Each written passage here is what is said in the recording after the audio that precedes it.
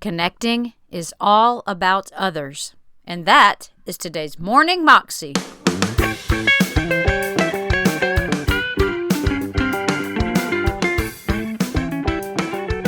Welcome to the Morning Moxie Show. I am your host, Alicia Sharp, and today on the show we have John Maxwell. And I'm going to do something a little different this week.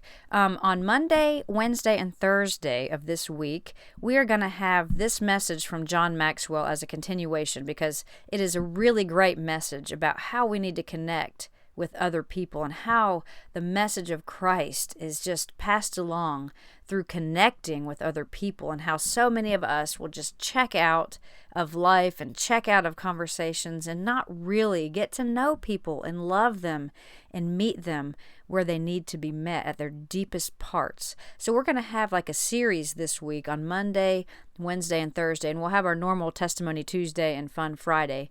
But today, John Maxwell is bringing us the first point of connecting with others. Here's John. Is what I'm going to share with you now for the next 28 minutes. I would share with you how to connect with people. I just wrote a book. It came out about 3 weeks ago. It's entitled, Everyone Communicates, Few Connect. It's very true, isn't it? Everybody talks, but haven't you seen people when they talked, nobody was home? Haven't there been times when you've been listening to somebody and just wanted to raise your hand and tell them it's okay, they can quit?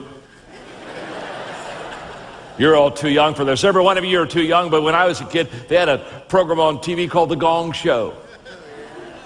And the Gong Show was just simply when you talked and nobody wanted to hear anymore, they just got a big mallet and they just gonged you. I mean, I've just said, dear God, we need a gong in every church.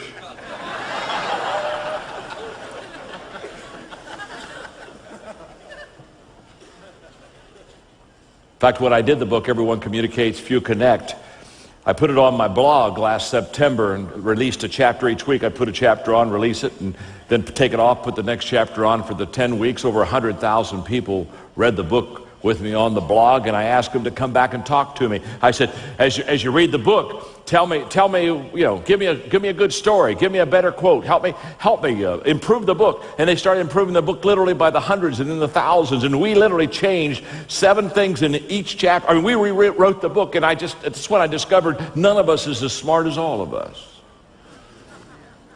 And some of my best thinking has been done by others. I told them I'd give them credit. I literally put their pictures on the cover of the book, put their names on the inside, the pictures on the inside, literally hundreds of people. Told them I'd give them credit. I didn't tell them I'd give them royalties. Jesus was the great connector. If anybody ought to know how to connect, it ought to be his children. Yet, to be honest with you, I find some of them not even close. Not even close. Let me define connecting. Connecting is the ability to relate to and identify with people in such a way that it increases your influence with them. The ability to identify with and relate to people in such a way that it increases your influence with them. When we do it right, our increased influences, what did Jesus say? He wanted us to be salt. He wanted us to be light. He wanted us to connect in such a way to fulfill the Great Commission that everywhere we went, we could draw people unto him. I want to give you 3 very simple connecting thoughts tonight. These thoughts are going to be applied to your spiritual life. These thoughts could be applied to your business life. These thoughts could be applied to your family life. Thought number 1 about connecting. Very simple.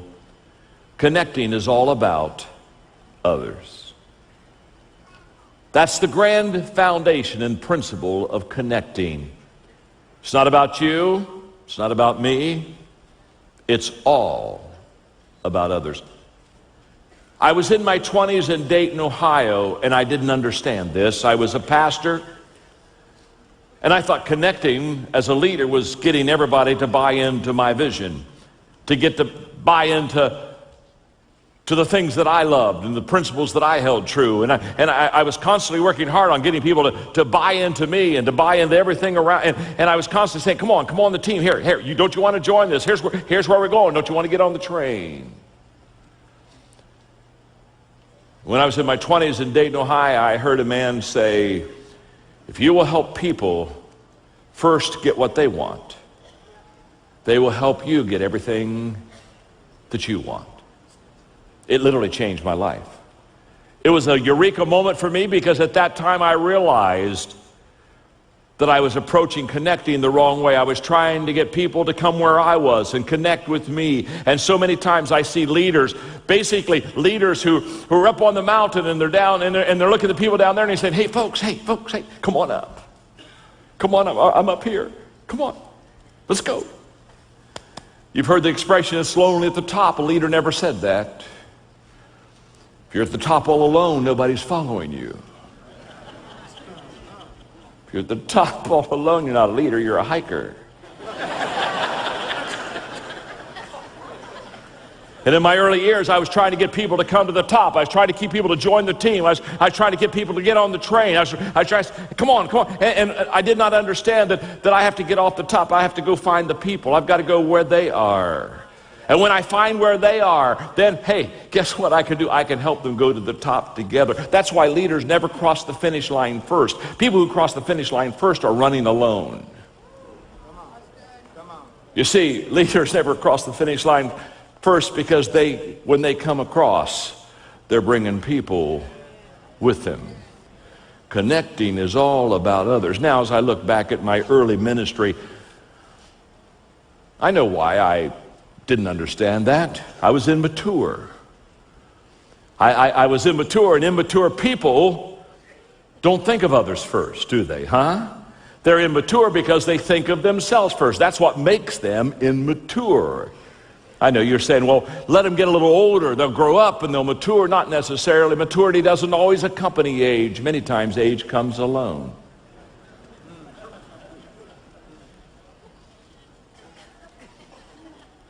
I shared with you we have 5 granddaughters. When we lived in Atlanta, our 2 oldest granddaughters at that time, Hannah and Maddie, were 5.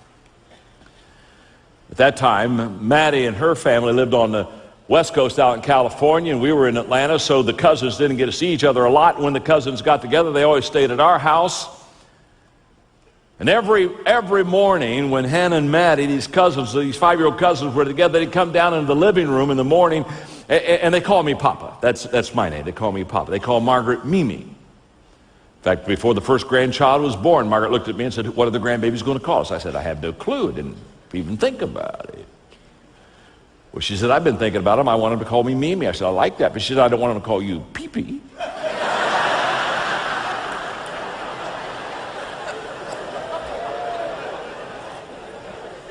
I said, I'll buy that too. So they call me Papa. When they come down every morning, they had a list for me because, you see, Hannah and Maddie thought it was God created Papa to serve them.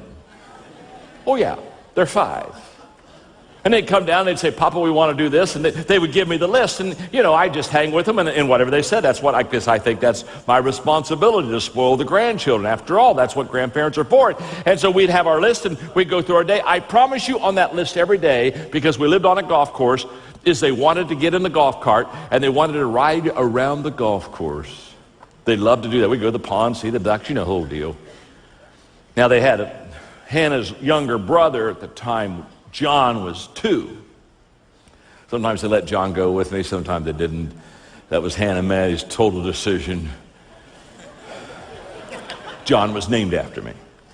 He gets the inheritance. Anyway.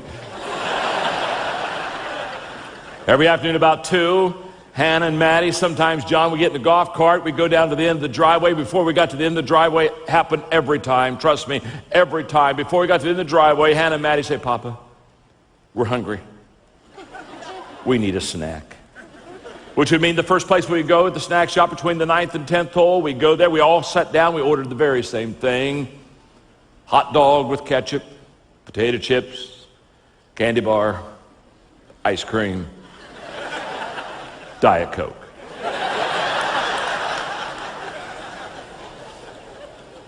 I know what you're thinking. I know exactly. You're saying, that's not a very healthy diet. I know that.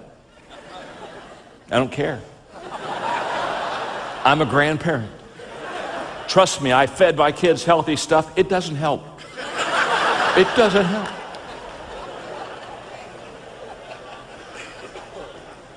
There was only one rule, and that is they couldn't tell. They couldn't tell the parents because parents are paranoid about some of those things. So that was our secret. Every evening during dinner time, the kids weren't hungry. The parents could never figure it out. Hannah and Maddie would look at me, they'd wink, give me a thumbs up.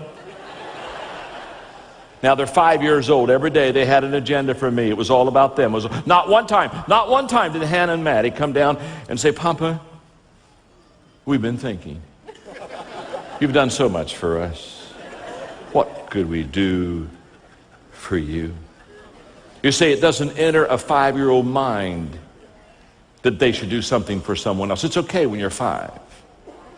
It's sad when you're 35 and 45 and 55 and you haven't figured out it's not about you.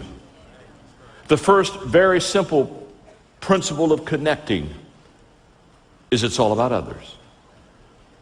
Leaders understand that the day they take up the mantle of leadership, they give up the right to think of themselves first. Leaders understand that the day that they become leaders, no longer do they live for themselves.